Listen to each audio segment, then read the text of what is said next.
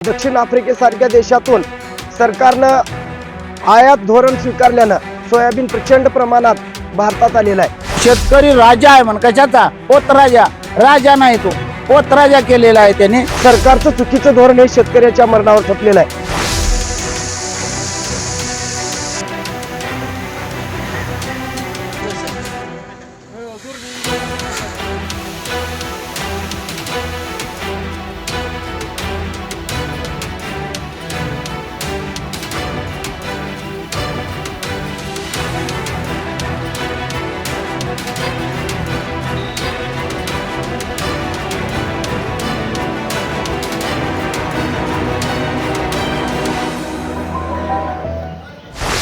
एक तर आपल्या इथं पावसामुळे माल उशिरा यायले आणि मालाची आवक आता चालू झाली आहे, त्यावेळेस बाहेरला माल आणणं योग्य नाही।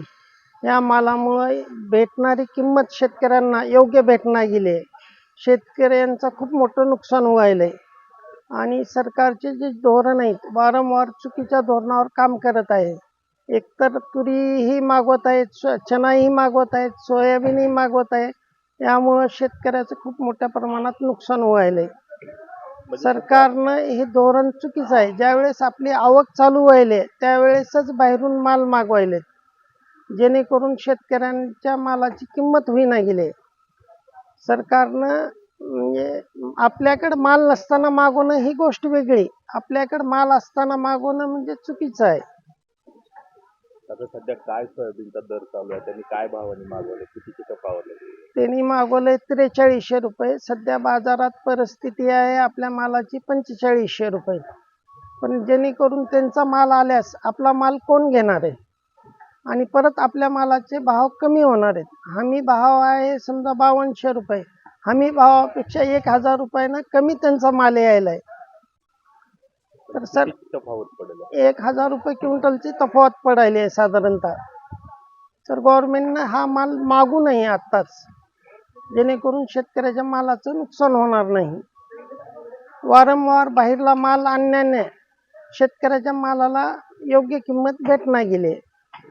शेतकऱ्याविषयी सरकारचं धोरण चुकीचं आहे याचा प्रत्यय पुन्हा एकदा सर्व शेतकऱ्याला आलेला आहे। खरं पाहिलं तर दक्षिण आफ्रिकेसारख्या देशातून सरकारनं आयात धोरण स्वीकारल्यानं सोयाबीन प्रचंड प्रमाणात भारतात आलेलं आहे आणि भारतात बाहेर देशातलं सोयाबीन कमी पैशानं आल्या कारणानं इथला जो शेतकरी आहे तो शेतकरी उद्ध्वस्त झालेला आहे। म्हणून नेहमी आम्ही म्हणतो की सरकारचं चुकीचं धोरण हे शेतकऱ्याच्या मरणावर ठपलेलं आहे। आज शेतकरी काबाड कष्ट करून आपला शेतीमाल पिकवतोय आणि सरकारनं घोषित केल्याप्रमाणे 5328 रुपयाचं हमी भाव घोषित केलेला आहे सोयाबीन सारख्या पिकाला। मात्र दुर्दैवानं सरकारचं आयात धोरण चुकीचं असल्या कारणानं शेतकऱ्यावर प्रचंड अडचण आणि संकट कोसळलेलं आहे। सरकारनं बाहेरचं सोयाबीन आणल्या कारणानं इथं दिवसेंदिवस शेतकऱ्याचा जो सोयाबीन आहे त्याचा भाव ढासळत चाललेला आहे, त्याच्यामुळे शेतकऱ्यावर मरणाशिवाय दुसरा पर्याय उरलेला नाही।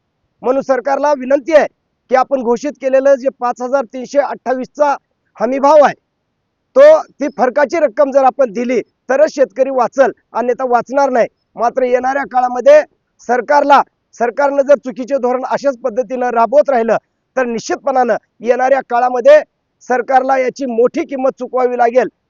शेतकऱ्याला जर सोयाबीन पीक नगदी क्रॉप म्हणून दिलेलं आहे, जर उत्पादन खर्च जर त्याचा वजा केला तर शेतकऱ्याच्या हातात शून्य पैसे पडतात आहे। त्या मालाला फेडरेशन म्हणून 327 भाव जाहीर केला आणि हे केंद्र काढलेत ते केंद्र चालू नाहीत म्हणून जाऊन पैसे त्या अडतीवर माल घालण्याची परिस्थिती आलेली आहे। शेतकऱ्यांनी जगावं का मरावं तुम्ही विचार करा। शेतकरी इथं राहिलाच नाही। आता शेतकऱ्यासाठी बाहेर देशाहून आयात बाहेरून आणलेला माल, आता शेतकऱ्याकडे पिकलेला मालाबरोबर दुसरा बाहेर, सोयाबीन पिकलं की सोयाबीन खरेदी करायचं, कांदा पिकला की कांदा आणायचा आणि काही गाजरं पिकले तर गाजरं आणणारं सरकार आहे। मग शेतकऱ्यांनी काय करायचं हे तुम्ही विचार करा। सरकारने याबद्दल दखत घ्या आणि शेतकरी राजा आहे म्हण कशाचा पोतराजा राजा नाही, तो पोतराजा केलेला आहे त्याने. शेतकऱ्याची किंमत पायदळी घातलेली आहे. शेतकरी नाव आहे, त्याच्या नावाखाली जगणारी ही सगळी मंडळी आहे, असं माझं मत आहे.